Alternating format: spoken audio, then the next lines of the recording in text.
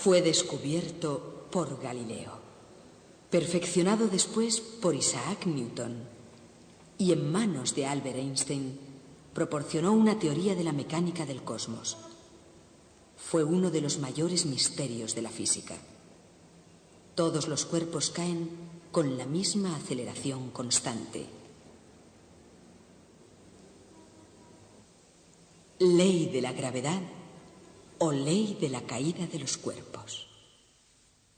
En el vacío, todos los cuerpos caen con la misma aceleración constante.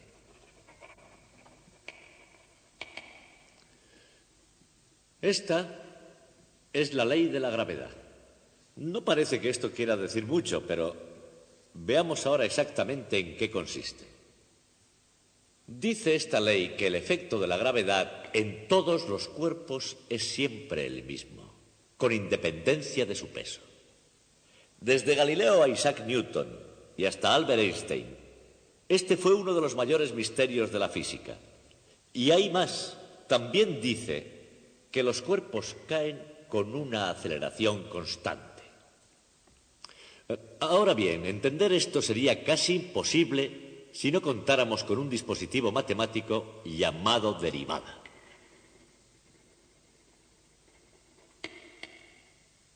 Luego veremos lo que significa.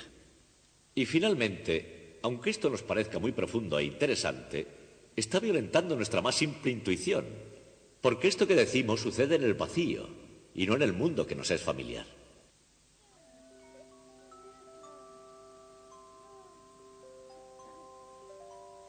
Seguramente para todos nosotros, nuestro primer contacto con las leyes de la naturaleza habrán sido el efecto de la fuerza de la gravedad en la Tierra.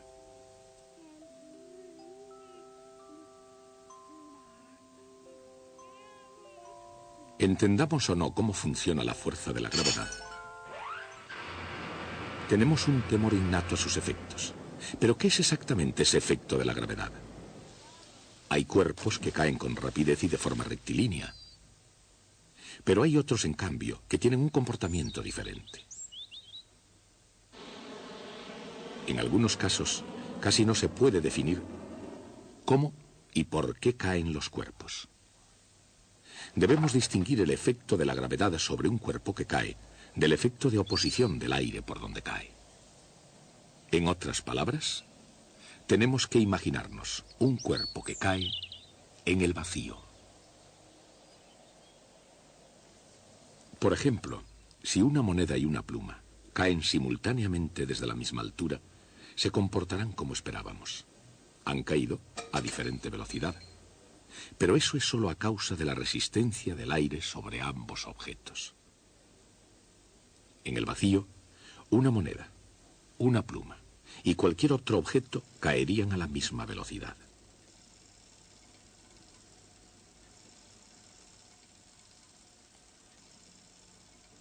La moneda y la pluma están ahora en el tubo de cristal, sin prácticamente aire, es decir, en el vacío, y ahora seremos testigos de la ley de la gravedad en acción.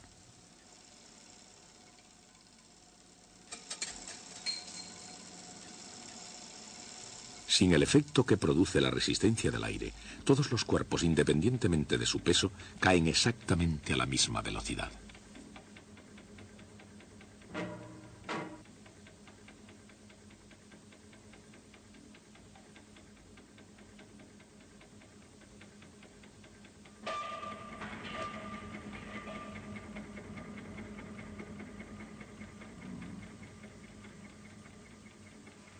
Cuando el astronauta del Apolo 15, David Scott, exploraba la Luna sin nada de aire, hizo una demostración de este tradicional experimento. Bien, aquí tengo una pluma y un martillo. Una de las razones por las que vinimos a la Luna fue porque un caballero llamado Galileo hizo un importante descubrimiento sobre la caída de los objetos en campos gravitatorios. ¿Y dónde encontraríamos un sitio mejor para ver si su descubrimiento era correcto que en la Luna? Los dejaré caer aquí mismo. Es de suponer que los dos golpeen en el suelo a la vez.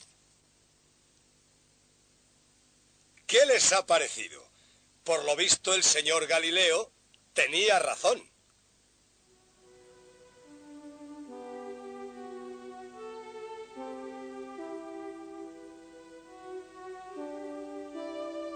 El señor Galileo tenía razón. Hace casi 400 años, cuando todo el mundo pensaba que los cuerpos pesados caían con más rapidez que los ligeros, Galileo se dio cuenta de que en el vacío todos los cuerpos caerían a la misma velocidad. Por supuesto, Galileo no podía conseguir un vacío, pero pudo imaginar uno. Pintó un cuerpo pesado unido a otro ligero.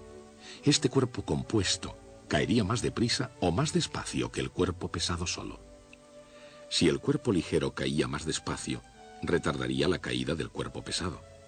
Pero al mismo tiempo, un cuerpo compuesto tiene que pesar más que uno solo pesado. Por lo tanto, el cuerpo compuesto tendría que caer más deprisa que el cuerpo pesado solo, pero nunca más despacio. Es obvio que la idea de que un cuerpo pesado cae con más rapidez solo conduce a una ineludible contradicción.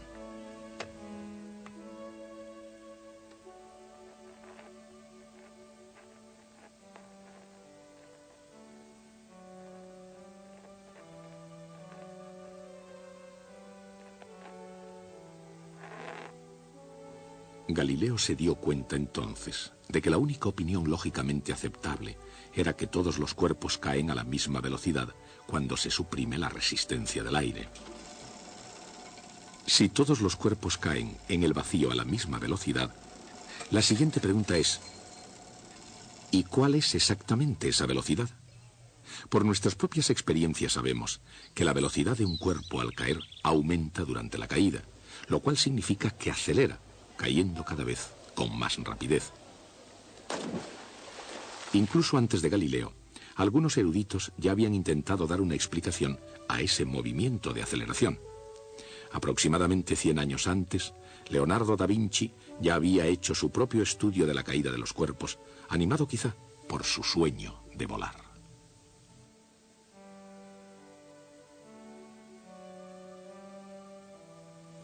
Más que preguntarse por la rapidez de la caída de los cuerpos, Da Vinci se preguntaba cuánto caerían en los sucesivos intervalos de tiempo. Su teoría del movimiento acelerado era que un cuerpo recorrería cayendo mayores distancias en intervalos posteriores. Después concluyó con la teoría de que las distancias seguían la ley de los números enteros. Es decir, una unidad de distancia en el primer intervalo de tiempo, 2 unidades en el segundo intervalo de tiempo, etc. Galileo adoptó el método de descripción de Leonardo da Vinci, pero llegó a una conclusión diferente de cómo crecían las distancias. En lugar de crecer de ese modo, Galileo tenía la teoría de que las distancias estaban relacionadas con los números impares. 1 unidad de distancia en el primer intervalo de tiempo, 3 unidades de distancia en el segundo intervalo, 5 unidades de distancia en el tercer intervalo, etc. En otras palabras, según Galileo, la distancia recorrida en cada intervalo es proporcional a los números impares. Galileo llegó a sus conclusiones después de realizar una brillante serie de experimentos en los que medía el tiempo que rodaba una bola por planos inclinados cada vez más empinados. La ley de los números impares de Galileo se puede ver en acción en algún lugar sorprendente, y que a Galileo le hubiera causado más asombro que la misma superficie de la Luna. En una montaña rusa de un parque de atracciones al sur de California, los visitantes pagan con gusto una cantidad de dinero por el privilegio de dejarse caer en caída libre a través del espacio bajo la influencia de la gravedad. Algodón de azúcar, candy, es mucho mejor. A mí esto no me gusta nada. No. De hecho, esta parte del paseo es gratis.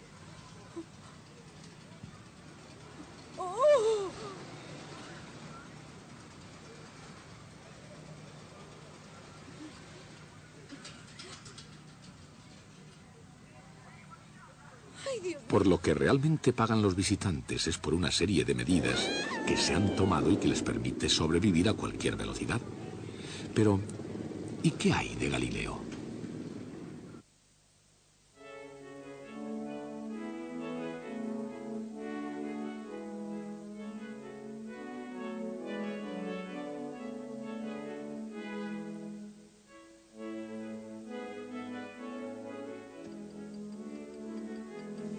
Si esto es una unidad de distancia, esto debería de ser 3, y esto 5, y así sucesivamente. Y realmente lo son. Galileo tenía razón. En sucesivos intervalos de tiempo, las distancias recorridas cayendo siguen los números impares. Aquí hay algo más que Galileo también vio. Fíjense en la distancia total recorrida en un instante. Después del primer intervalo de tiempo, una unidad de distancia. Después del segundo intervalo, 4 unidades de distancia. Después del tercer intervalo, 9 unidades de distancia. Después del cuarto, 16 unidades.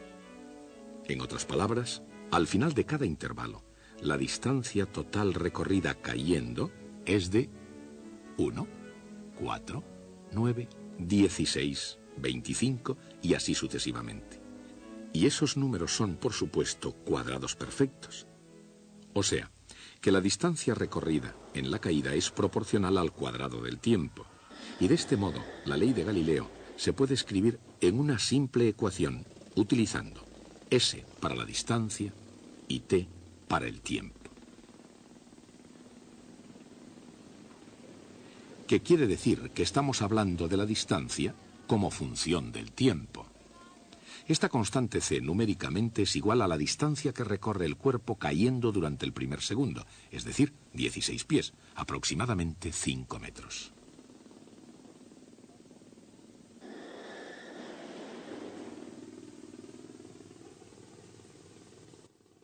En cualquier punto de la caída, la distancia es igual a c veces el cuadrado del tiempo.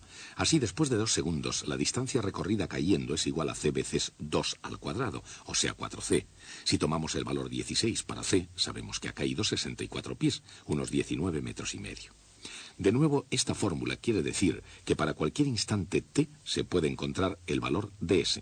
En este punto, cualquier visitante, aunque petrificada por el susto, puede preguntarse cuánto ha recorrido en su caída en cada instante. Y quizá quiera también saber con qué rapidez está cayendo. Se divide entonces la distancia que recorre cayendo entre el tiempo que ha empleado. Por ejemplo, como durante los 2 primeros segundos cayó 64 pies, su velocidad media será de 32 pies por segundo, unos 9 metros y medio por segundo. Pero eso es solo su velocidad media. Al comienzo, ella estaba parada. Después de 2 segundos, ella está cayendo mucho más deprisa que 32 pies por segundo.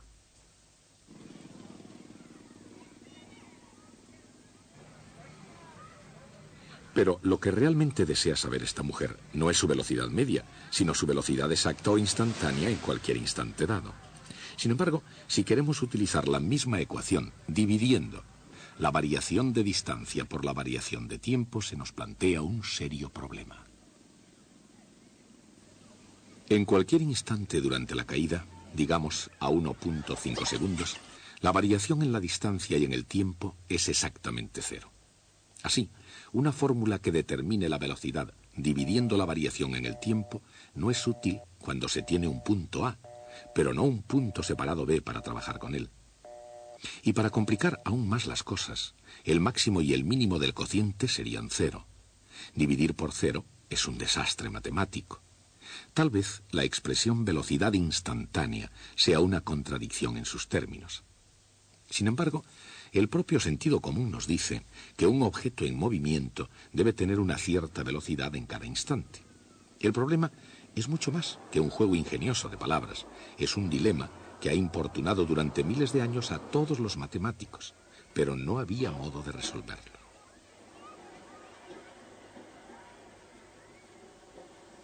En lugar de pedir la velocidad instantánea en un tiempo exacto t, pida cuál es la velocidad media entre el tiempo t y un tiempo h segundos más tarde, el tiempo t más h. El cambio en el tiempo es h segundos. Si la distancia recorrida cayendo en un tiempo t es igual a c veces t al cuadrado, la distancia recorrida cayendo en el tiempo t más h debe ser igual a c veces th al cuadrado.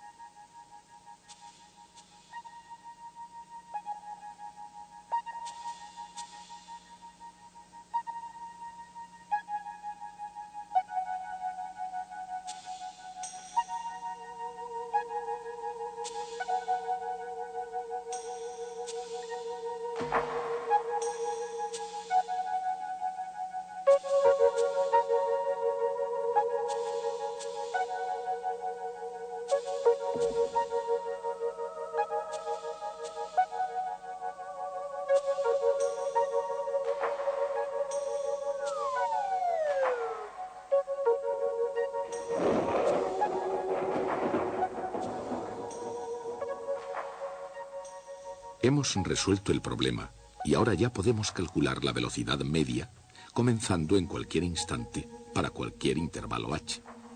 H puede ser un segundo, medio segundo, una décima de segundo o incluso cero, porque ahora no estamos dividiendo por cero. Ahora podemos reducir el intervalo y hacerlo más pequeño y más pequeño hasta llegar al límite. En ese instante hemos calculado una derivada, ya que el intervalo se ha reducido a cero. Si h es exactamente cero, nos encontramos con que en un instante t cualquiera existe una velocidad instantánea y la llamaremos v. v es igual a 2ct.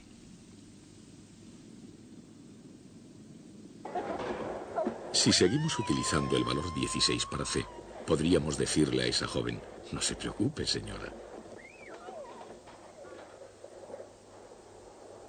La distancia que usted ha recorrido es solo 16 veces t al cuadrado pies, unos 5 metros, y su velocidad en cada instante ha sido 32 veces t pies por segundo, casi 10 metros por segundo. Obviamente, se ha quedado impresionada. ¿Cómo lo calculó? Podría preguntar. Nosotros acabamos de inventar la derivada. En el lenguaje común, derivada quiere decir que deriva de algo, como por ejemplo, en la frase el dulce de chocolate es derivado del chocolate. Pero en matemáticas esa palabra tiene un significado técnico muy concreto. Es el ritmo con el que algo está cambiando. La velocidad de la caída de esta señora era la derivada de la distancia desde lo alto. En otras palabras, la velocidad es la derivada de la distancia. Al principio, cuando hablamos de su velocidad media, estábamos haciendo álgebra, simplemente dando valores a la ecuación velocidad igual a distancia dividida por tiempo. Pero cuando comenzamos a trabajar con un intervalo de duración h y lo hicimos tender a cero, estábamos calculando una derivada y entramos en el mundo del cálculo diferencial. El cálculo diferencial es la matemática de utilizar derivadas. Calcular una derivada se llama diferenciación. Las derivadas no solo se aplican a los cuerpos en movimiento. Se puede calcular también una derivada que represente el ritmo de cambio de una población de delfines con relación a la temperatura del océano. O del volumen de un globo respecto al área de su superficie. O a la variación en el precio de una pizza respecto a su diámetro. En otras palabras, las derivadas se pueden calcular para casi toda situación en la que haya variación en alguna cantidad cuando otra de las cantidades aumente o disminuya.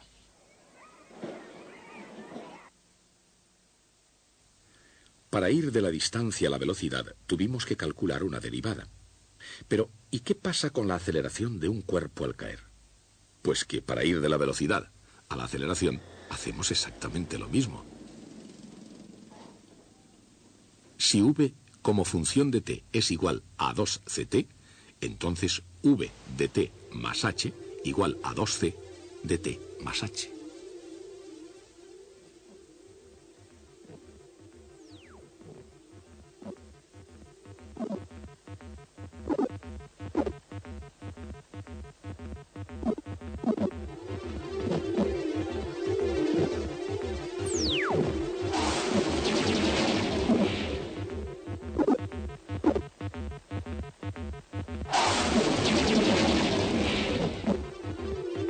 A de t igual 2c. Pero vean lo que ha ocurrido. Primero, la distancia s se mantiene creciendo con el tiempo. Si hay variación en t, hay variación también en s. Y la velocidad v también crece con el tiempo. Pero ahora nos hemos encontrado con que la aceleración a no depende en absoluto del tiempo. Es sencillamente una constante a igual 2c. Independiente del valor de t, a es siempre la misma. Por fin lo hemos conseguido. Hemos obtenido que el resultado de la gravedad es una aceleración constante.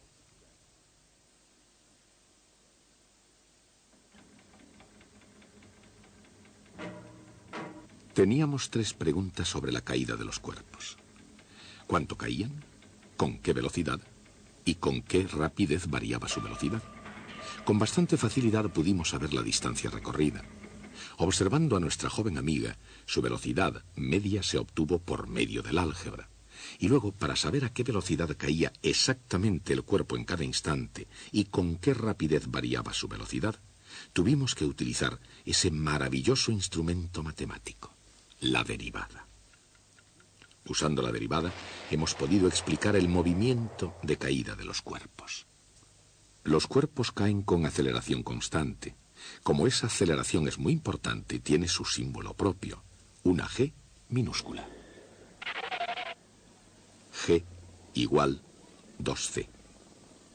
Y ahora ya podemos escribir las tres expresiones de la ley de la gravedad en su forma definitiva, cambiando C por G partido por 2.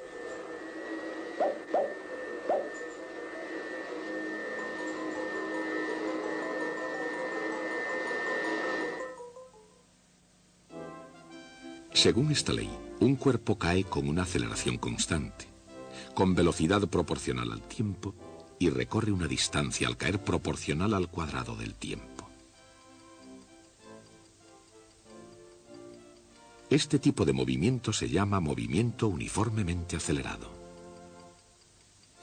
Es difícil, pero no imposible llegar a conocer esos tres hechos sobre el movimiento uniformemente acelerado sin hacer uso del cálculo diferencial. Pero Galileo comprendió los tres hechos. En realidad, casi 300 años antes de Galileo, un erudito francés llamado Nicole Oresme trabajó sobre el comportamiento del movimiento uniformemente acelerado. Oresme y Galileo utilizaron casi idénticos métodos matemáticos para analizar el problema. Dichos métodos se basaban no en ecuaciones algebraicas, sino en proporciones entre cantidades y en figuras geométricas. La derivada fue inventada una generación después de la muerte de Galileo por Sir Isaac Newton y Gottfried Wilhelm von Leibniz. Con este nuevo y poderoso método de análisis se pueden analizar tipos aún más complicados de movimientos. Describir el movimiento uniformemente acelerado llega a ser incluso muy fácil. Sin las derivadas, es muy difícil entender qué significa aceleración, y menos aún describir el movimiento uniformemente acelerado y explotar a fondo sus consecuencias. Y, sin embargo, Oresme y Galileo lo hicieron. Describieron el movimiento uniformemente acelerado y sacaron sus consecuencias. Fueron verdaderos genios. Una de las tareas de la física es la de encontrar principios sencillos, económicos, pero importantes que expliquen nuestro complicado mundo. Y eso es lo que hemos hecho hoy. Si yo dejo caer algo, cae bajo la influencia de la gravedad de la Tierra. Al caer, su movimiento ha sufrido una cierta influencia debido a la oposición del aire. Si ahora imagino que puedo deshacerme del aire y dejo caer el objeto en el vacío, enseguida descubro un dramático y a la vez sorprendente hecho. Todos los cuerpos caen a la misma velocidad. Podría contentarme con este hecho. Descubrirlo, desde luego, fue un logro impresionante. Pero no nos contentamos. Ahora queremos saber por qué sucede esto así.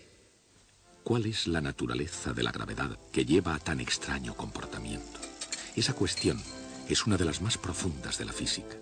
Duró hasta nuestro propio siglo. Fue el punto de partida para la teoría general de la relatividad de Albert Einstein. Pero nos estamos adelantando en nuestra historia.